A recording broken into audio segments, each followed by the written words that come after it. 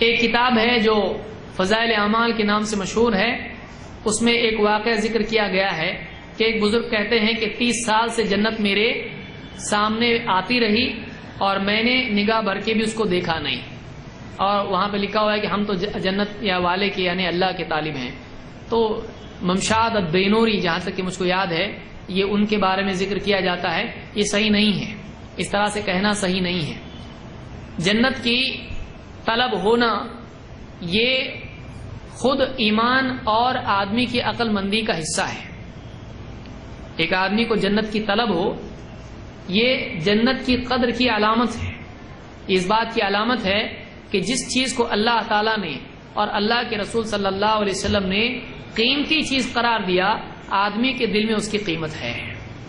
لیکن کوئی آدمی کہے ہم کو جنت نہیں، ہم کو جنت والا چاہیے، تو یہ زبان سے تو بہت بڑی بات ہے، لیکن دینی اعتبار سے یہ کوڑے کے برابر ہے، اس کی کوئی قیمت نہیں ہے۔ کیوں؟ اس لیے کہ اللہ کی نعمت کی ناقدری ہے۔ آپ بتائیے، اللہ کے نبی صلی اللہ علیہ وسلم کے صحابی ہیں، کتنے صحابہ ہیں، جنگ میں ہیں، اور آپ صلی اللہ علیہ وسلم ترغیب دے رہے ہیں، کون یہ عمل کرے گا کہ اس کو جنت کے لیے، جنت کی ترغیب میں دے رہا ہوں، جنت اس کے لیے جنت ملے گی، اٹھو ایسی جنت کی طرف جس کی چوڑائی آسمان و زمین کے برابر ہے۔ فلاں صحابی اٹھے اور انہوں نے کہا، آپ نے کہا ہاں تو تم بھی انہی میں سے ہو۔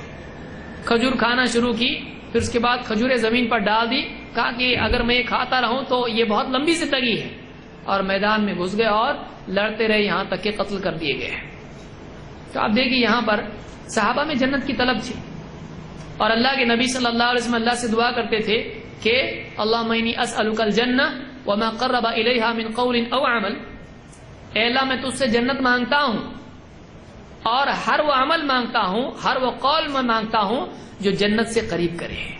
اے اللہ مجھ کو جنت دے دے، اور اے اللہ وہ عمل اور قول بھی مجھ کو دے دے جو جنت سے مجھ کو قریب کرے۔ تو ہمارا نبی مانگ رہا ہے، اور یہ صاحب کیا بول رہے ہیں، 30 سال سے جنت ان کے سامنے پیش ہو رہی ہے۔ کون پیش کر رہا ہے؟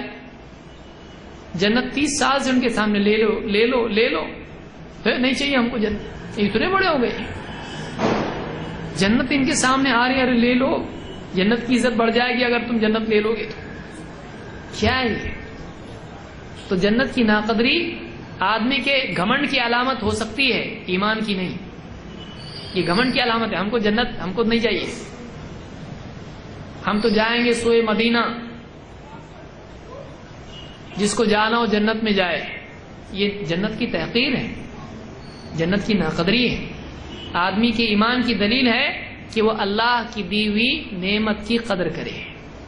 اللہ کی سب سے بڑی نعمت کیا ہے؟ جنت ہے، جہاں اللہ کی رضا ہے، جہاں اللہ کا دیدار ہے، جہاں انبیاء کی صحبت ہے۔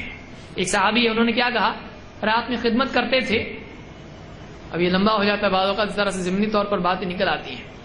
رات میں اللہ کے نبی صلی اللہ علیہ وسلم کی خدمت کرتے تھے۔ ایک دن آپ نے کہا کہ جو مانگنا ہو مانگ، مطالبہ کر۔ انہوں نے کہا اللہ کے رسول میں جنت میں آپ کی صحبت چاہتا ہوں، آپ کا ساتھ چاہتا ہوں۔ آپ نے کہا ٹھیک ہے، تو پھر تو اپنے سجدوں کی کثرت سے میری مدد کر، یعنی میں دعا تو کروں گا لیکن تو کیا کر، میری دعا کی مدد کر۔ کیسے؟ خوب رات میں یا نوافل کی کثرت کے ذریعے سے تو میری دعا کی مدد کر۔ تو نبی صلی اللہ علیہ وسلم کی صحبت بھی کام میسر ہوگی جنت میں۔ تو آدمی جنت کی تحقیر کرے، یہ عقل مندی نہیں ہے، یہ جہالت ہے۔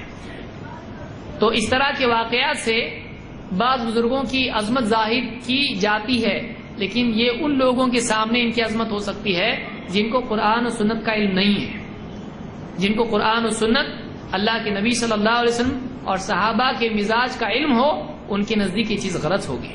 ایسا آدمی کو نہیں ہونا چاہیے کہ جنت کے بارے میں کہ ہم کو نہیں چاہیے جنت سے، یا جنت کی طرف دیکھنا بھی میں پسند نہیں کرتا۔ کیوں نہیں بھائی، کیوں نہیں؟ جنت کی طرف آپ کیوں نہیں دیکھنا چاہتے؟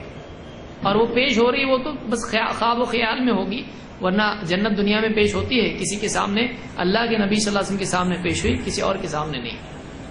تو بہرحال یہ اس طرح کے واقعات غلط ہیں۔